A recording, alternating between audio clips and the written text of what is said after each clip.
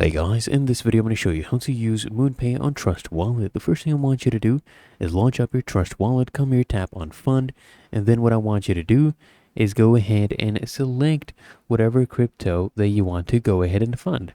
So you select that and then you can go ahead and start funding that.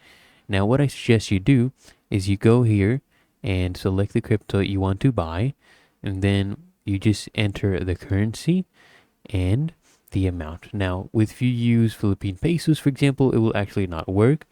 The payment methods will not be available. What I want you to do is switch to a different payment method. And to do that, to use MoonPay, you need to go ahead and use US dollars. As you can see, these are not available.